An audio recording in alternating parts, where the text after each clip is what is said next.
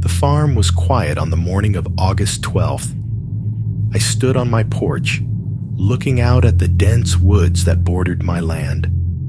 The isolation was something I had once loved about this place, but lately, it started to feel suffocating. The air was thick with humidity, and the only sounds were the distant calls of birds and the rustling of leaves in the wind. It was peaceful, but that peace held an undercurrent of something I couldn't name, a feeling that gnawed at me in the back of my mind. That night, as the sun dipped below the horizon, I noticed something strange. A heavy silence had fallen over the woods. The usual chorus of crickets and frogs was absent, leaving only an eerie quiet in its wake. I shrugged it off at first, chalking it up to the heat, but as I closed up the barn for the night, I could have sworn I saw something move in the trees, a shadow darting between the trunks. I blinked, and it was gone. Just my imagination, I told myself.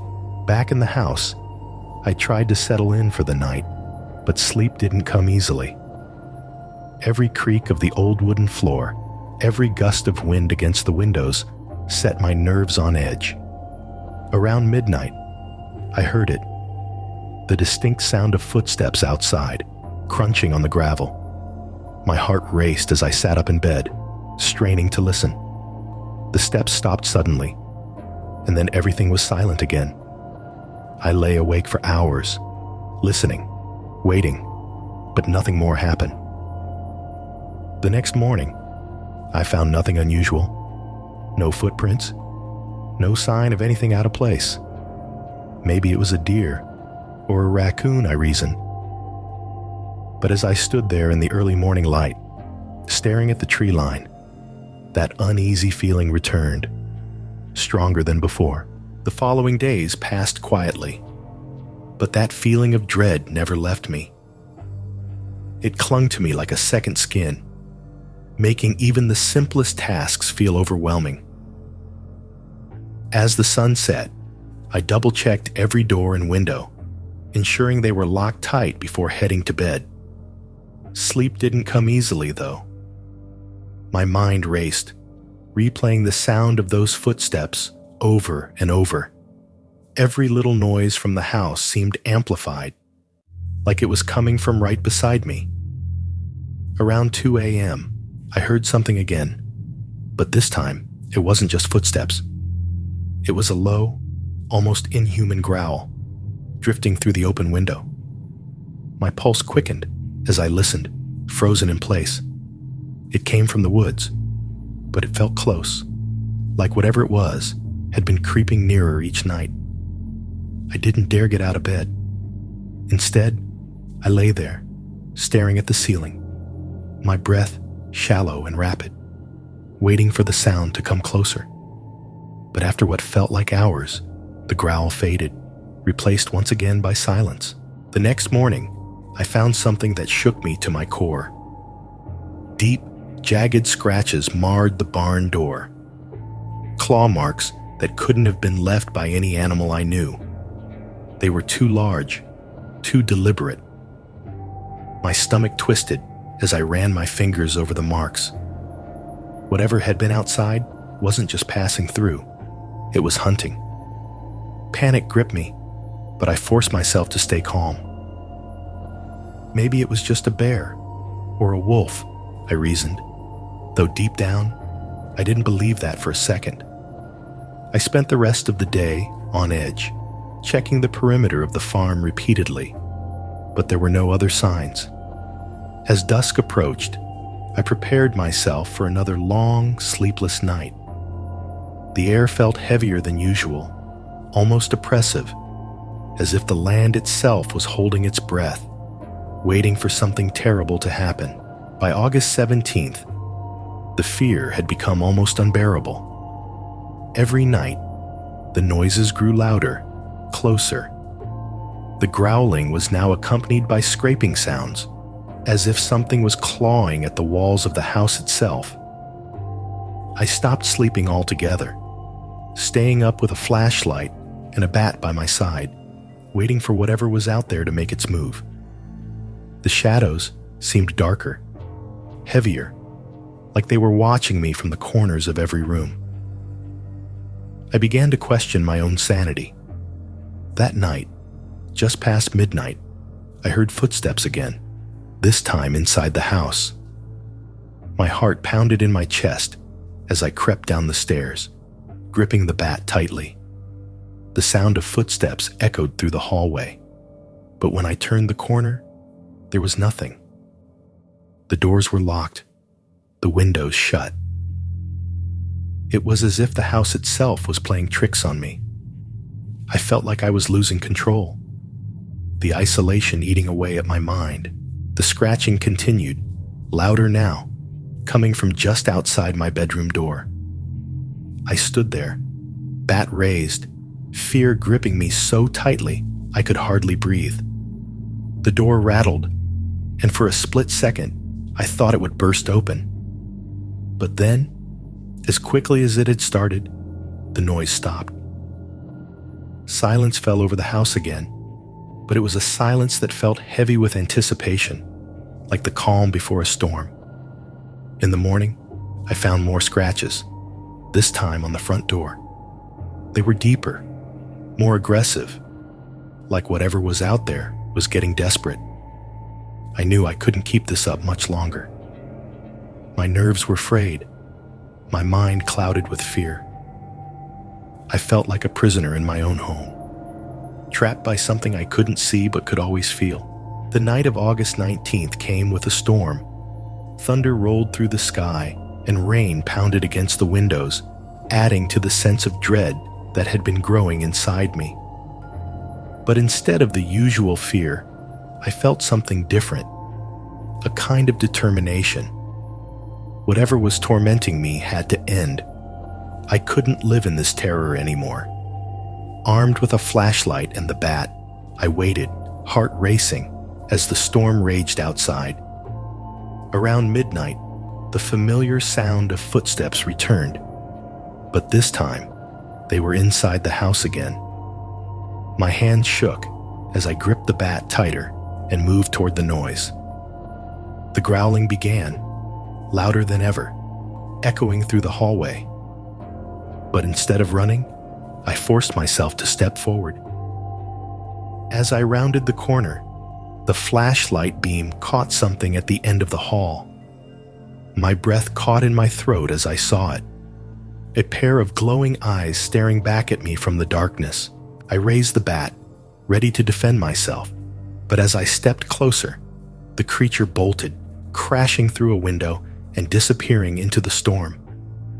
My heart pounded in my chest as I stood there, staring at the broken glass. It was over, at least for now. Whatever it was gone, and the house was silent once again. Relief washed over me, though I couldn't shake the feeling that this wasn't the end. In the morning, I found paw prints in the mud outside, large clawed prints that led back into the woods. It wasn't some supernatural force tormenting me after all. It had been a wild animal, driven by hunger and desperation. As I repaired the broken window, a sense of peace settled over me. The fear that had gripped me for so long slowly began to fade. The farm was mine again, and though the memories of those nights still lingered, I knew I had faced the worst and come out stronger. The cabin stood alone in the middle of nowhere, surrounded by thick woods that stretched as far as the eye could see. It was September 14th, and I had come here for a weekend getaway, hoping for some peace and quiet. The first day had been uneventful, just me, the trees, and the endless sky. But as night fell, something about the place began to feel off. The air seemed heavier, and the usual sounds of the forest faded into an unnatural silence. That night, as I sat by the fire, I heard something in the distance.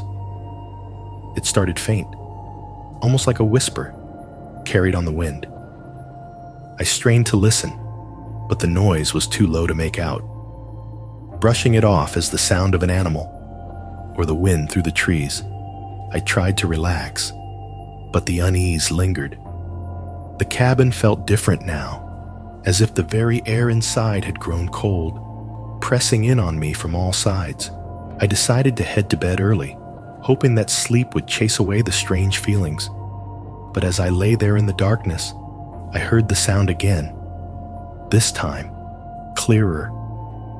It wasn't the wind or an animal. It was a voice, soft and distant, whispering just outside the window. My heart raced as I sat up, straining to hear more. But when I looked outside, there was nothing but the shadows of the trees. Still, the whispering continued, just out of reach, taunting me. Unable to shake the feeling of being watched, I closed the blinds and locked the door. The cabin suddenly felt much smaller, like the walls were closing in. The whispering stopped as abruptly as it had started, leaving me in silence once more. But the tension remained, thick in the air, as if something was waiting for me just beyond the safety of the cabin walls. The next morning, the sun rose bright and warm, cutting through the thick fog that had settled over the woods. Despite the clear skies, I couldn't shake the unease that had gripped me the night before. The memory of the whispers lingered in my mind, and as I stepped outside to check the perimeter of the cabin, I couldn't help but glance toward the trees. They loomed over me, their branches swaying gently in the breeze, casting long shadows across the ground. I spent the day trying to distract myself, exploring the nearby trails and taking in the scenery. But even in the daylight, the forest seemed different. Every rustle of leaves or snap of a twig made my pulse quicken. I kept feeling like I was being watched, though every time I turned around, there was nothing there. By the time I returned to the cabin in the late afternoon, my nerves were frayed, and the thought of spending another night in that place filled me with dread. As evening fell, I tried to settle in again, lighting a fire to ward off the growing chill in the air. The cabin creaked and groaned as the temperature dropped, the old wood shifting with the change in weather. But soon, the sounds from outside returned. This time, it wasn't just the whispering. There were footsteps, faint but distinct, circling the cabin. My heart pounded in my chest as I listened, frozen in place. The footsteps seemed to grow closer, and then they stopped, right outside the front door. I didn't dare move, afraid that whatever was outside would hear me. The silence that followed was deafening, broken only by the crackling of the fire. I waited, every muscle tense, but no one knocked. After what felt like an eternity, I forced myself to get up and check the door. There was nothing. No sign that anyone had been there. But the feeling of being watched had only grown stronger, and I knew, deep down, that this was far from over. By the time the clock struck midnight, the air inside the cabin felt thick with tension. Every creak of the floorboards, every gust of wind outside made my skin crawl. I sat on the edge of the bed, staring at the door, half expecting it to burst open at any moment. The footsteps had returned, this time pacing back and forth outside the windows, never straying far from the cabin. I could feel my pulse in my throat, my hands trembling as I gripped the edge of the bed. Suddenly, the footsteps stopped. I held my breath, straining to listen for any sign of movement, but the only sound was the pounding of my own heart. I waited in the suffocating silence, my mind racing with possibilities. Had whatever it was left? Or was it waiting for me to make a move? The quiet stretched on for what felt like hours, until finally, I couldn't take it anymore. I grabbed the flashlight from the bedside table and crept toward the door, determined to face whatever was out there. I opened the door slowly, the hinges groaning in protest. The cold night air rushed in, carrying with it the scent of pine and damp earth. I shone the flashlight out into the darkness, scanning the tree line for any sign of movement. The beam cut through the shadows, revealing nothing but the swaying branches. But just as I began to relax, I saw it, a figure standing at the edge of the clearing, just beyond the reach of the light. My breath caught in my throat as I focused the beam on the spot, but the figure had already vanished, melting back into the darkness. I slammed the door shut, my hands shaking as I locked it behind me. The figure had been tall, humanoid, but there was something off about it, something I couldn't quite place. My mind raced with questions, but none of them had answers. I backed away from the door, trying to steady my breathing, but the feeling of being watched had returned, stronger than ever. Whatever was out there, it wasn't gone. It was waiting. The hours dragged on, each one more suffocating than the last. I sat in the corner of the cabin, my back against the wall, staring at the door, waiting for something, anything, to happen. The figure I had seen still haunted my thoughts. Its image burned into my mind.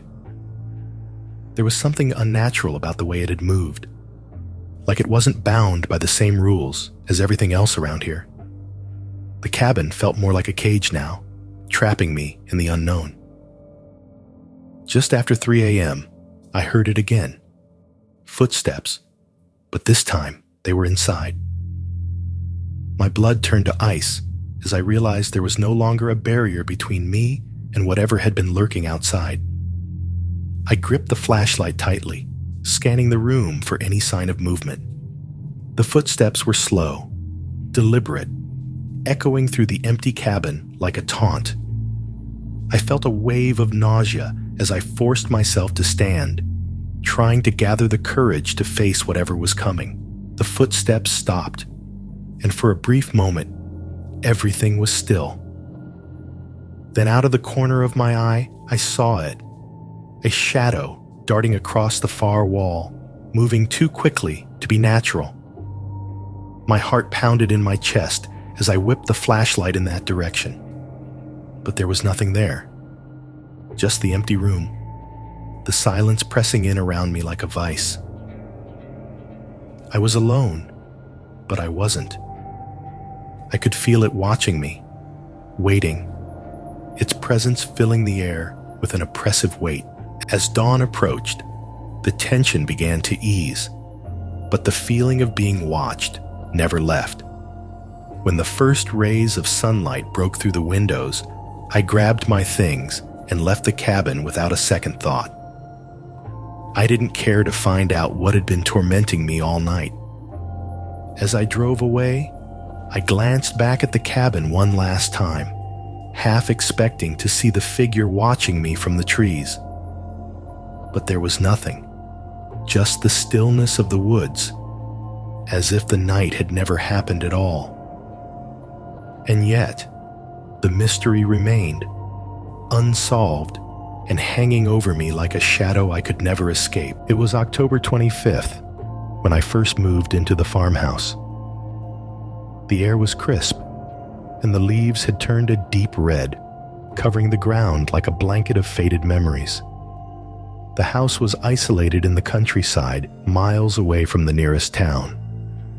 At first, I loved the solitude, the quiet mornings, the open fields stretching for miles, the peacefulness that seemed to settle in the air. But it wasn't long before the farmhouse began to feel less like a sanctuary and more like a trap. On my first night, I felt it. The air inside the house was thick, almost suffocating, and a strange chill lingered in every room. No matter how many fires I lit, I brushed it off as nerves, telling myself it was just the house settling. But when I lay down to sleep, I couldn't shake the feeling that something was wrong.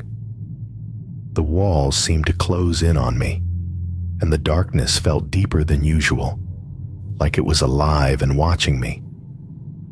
I told myself it was just my imagination, but deep down, I knew it wasn't. The following day, I explored the house more thoroughly.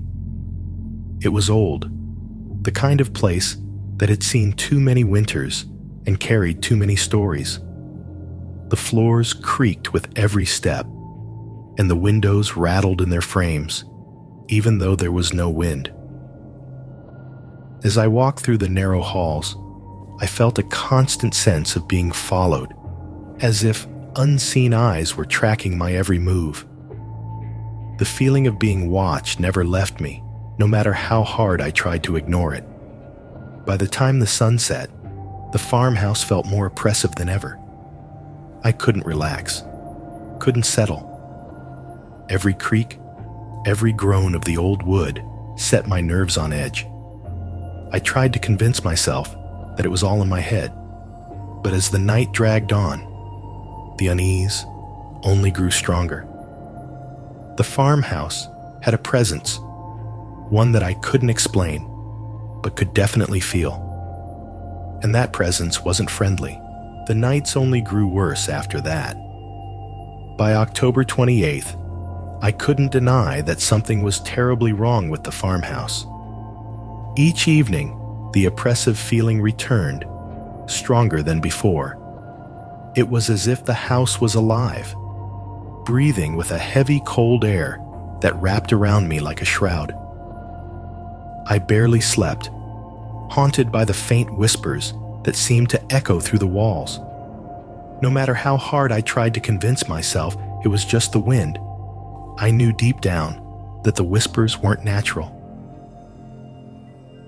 That night, as I lay in bed, the temperature in the room plummeted. My breath fogged in front of me, and I pulled the blankets tighter around my body, but the cold seemed to seep into my bones. I heard it again, a soft, distant whisper, like a voice carried on the wind. But this time, it was clearer. It wasn't just a random noise. It was a word. I couldn't make it out at first, but as I strained to listen, the word repeated louder and more distinct. Leave. My heart pounded in my chest as I sat up, staring into the darkness. The word echoed in my mind, filling me with a sense of dread I couldn't shake. It wasn't just a warning. It felt like a command. I knew I should leave, that I should pack up and never look back. But something held me there. It was like the house itself didn't want me to go, like it had latched onto me and wasn't going to let me go so easily. The whispering grew louder, filling the room, surrounding me from every direction. My hands trembled as I fumbled for the flashlight on my nightstand. The beam of light cut through the darkness, but it did little to ease my fear. The whispering stopped abruptly, leaving behind a heavy silence that pressed down on me. I sat there in the stillness, my heart racing, knowing that whatever was in the house wasn't finished with me yet. The next morning, I woke up feeling drained, as if the house had siphoned the energy right out of me. October 29th was gray and overcast, the sky heavy with clouds that seemed to press down on the land. I tried to shake off the events of the night, telling myself that I was just imagining things, that I was overtired, and letting my mind get the best of me. But even as I went about my day, I couldn't shake the feeling that something was watching me, waiting for the night to fall again. By the afternoon, I had convinced myself that I needed to understand more about the house. Maybe if I knew what had happened here, I could make sense of the strange occurrences. I headed into town and spent hours at the local library, digging through old records and town archives. What I found made my blood run cold. The farmhouse had a long history, one that was steeped in tragedy. It had belonged to the Mercer family for generations, but the last occupants, an older couple, had vanished without a trace 20 years ago. Their disappearance was never solved, and the house had stood empty ever since. The rumors surrounding the house were dark. Locals whispered about strange sightings in the woods, ghostly figures moving in the windows at night, and a presence that made even the bravest of them avoid the property. Some believed the couple had been cursed, while others thought they had become victims of something far more sinister. As I read through the accounts, a chill ran down my spine. The stories mirrored my own experiences: cold spots, whispers in the night, and the overwhelming sense of being watched. Armed with this unsettling knowledge, I returned to the farmhouse as the sun began to set. The closer I got, the heavier the air became. The moment I stepped through the door, I felt the house close in around me, its presence more palpable than ever.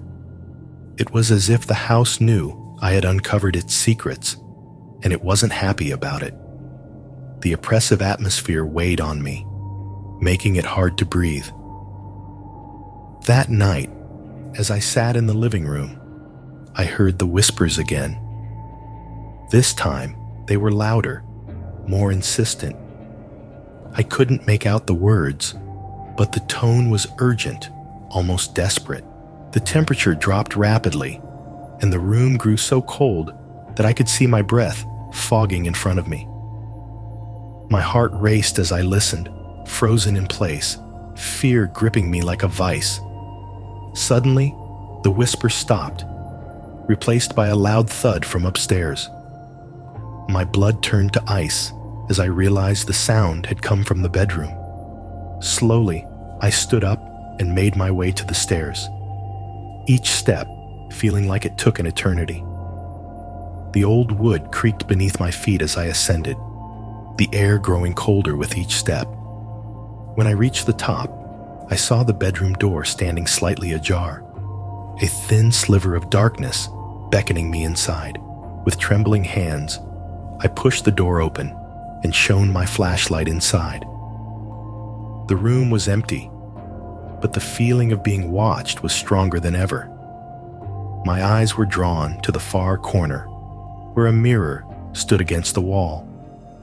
In the dim light, I could see my own reflection, but there was something else, something standing just behind me.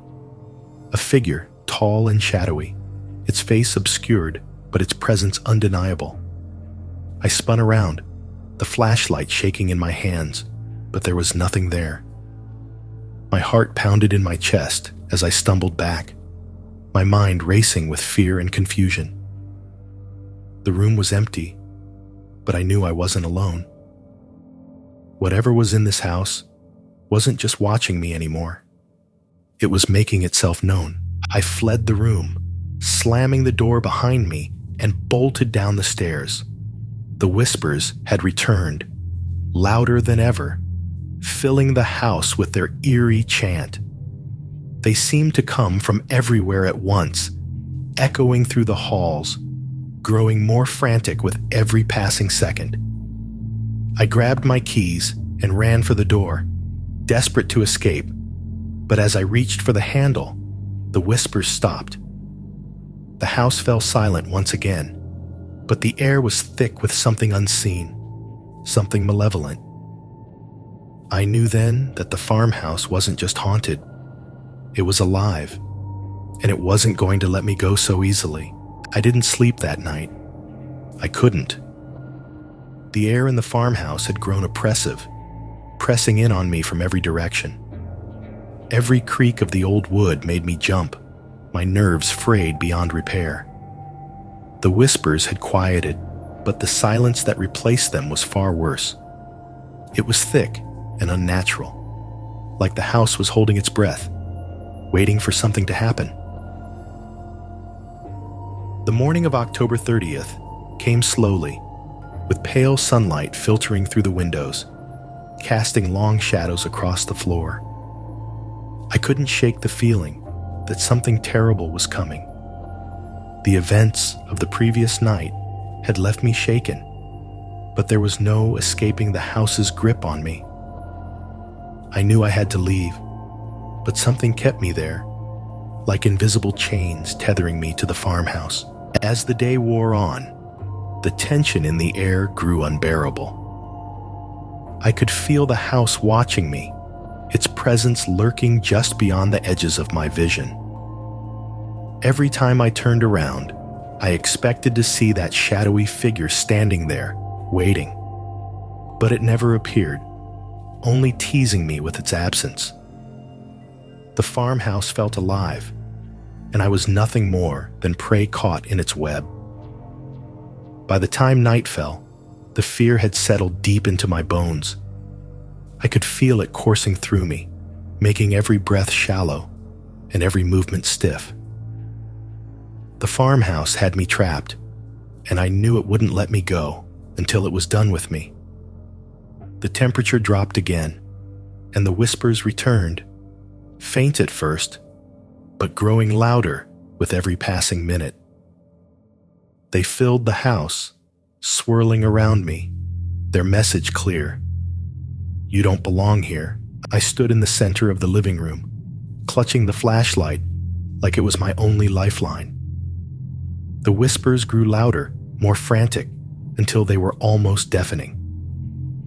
My head spun, and I felt a deep, crushing sense of dread wash over me. The house wanted me gone, but at the same time, it wouldn't let me leave.